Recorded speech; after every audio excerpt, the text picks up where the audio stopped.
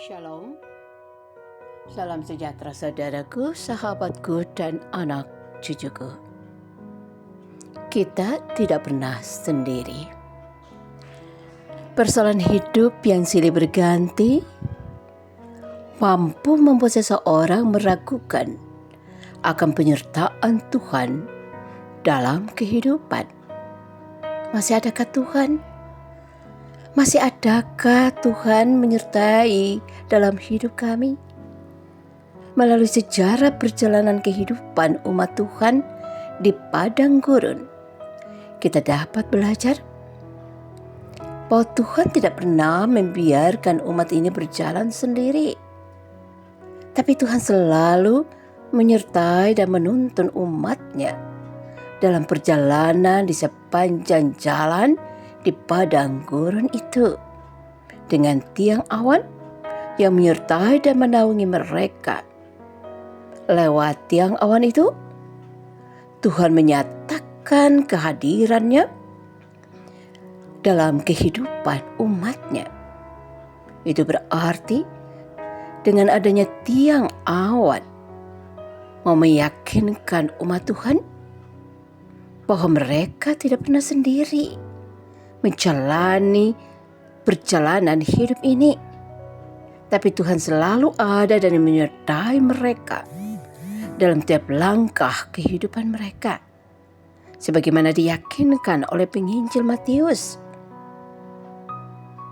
Demikian pun penginjil Matius mau meyakinkan kita, umat Tuhan yang hidup sekarang ini, bahwa anak yang dikandung oleh anak darah Maria itu akan dinamai Immanuel, yang berarti Allah menyertai kita. Matius 1 ayat 23. Itu berarti Allah Tuhan itu menyertai kita di sepanjang hidup ini, di setiap waktu hidup ini, juga dalam segala situasi hidup yang kita alami. Susah senang, sakit sehat, suka duka, gagal sukses. Disinilah kita mau diyakinkan bahwa kita tidak pernah sendiri dalam perjalanan hidup ini, karena Tuhan selalu ada dan hadir dalam hidup kita. Sebagaimana juga penulis Ibrani katakan bahwa Tuhan pernah menyatakan, "Aku sekali-kali tidak akan membiarkan engkau. Aku sekali-kali tidak akan meninggalkan engkau." Ibrani 13 ayat 5. Tegasnya, Tuhan selalu ada dan Tuhan selalu hadir dalam segala situasi hidup yang kita alami dan hadapi itu. Berarti Tuhan tidak pernah jauh dari kita, dan kita tidak pernah sendiri dalam hidup ini. Kalau demikian, saudaraku, apapun persoalan hidup yang kita hadapi, jangan takut, jangan cepat menyerah, dan jangan cepat putus asa. Kita boleh yakin bersama Tuhan kita akan diberikan kekuatan dan melahirkan pengharapan dalam hidup kita di saat kita menghadapi setiap tantangan dan pergumulan hidup kita. Kalau demikian, saudaraku, mari kita menyerahkan hidup ini dan juga perjalanan serta segala tantangan dan pergumulan hidup yang kita hadapi ke dalam pengasihan Tuhan, Sang Immanuel, yang selalu ada menyertai dan selalu bersama dan ada untuk kita. Kalau demikian, saudaraku, mari kita berdoa. Kami datang padamu Tuhan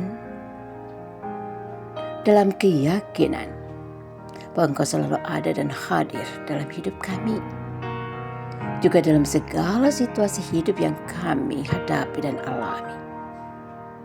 Kami boleh bersyukur Tuhan, karena firman-Mu meyakinkan kami bahwa kami tidak pernah sendiri dalam hidup ini, juga di saat kami bergumul dan menghadapi kehidupan ini. tapi Engkau Tuhan selalu bersama kami. Terima kasih Tuhan, karena penyertaan dan kehadiran-Mu memberi bagi kami kekuatan untuk menghadapi berbagai situasi kehidupan kami, dan juga memberi bagi kami pengharapan untuk berdiri kokoh teguh sekalipun di tengah-tengah berbagai tantangan dan situasi kehidupan yang sulit sekalipun.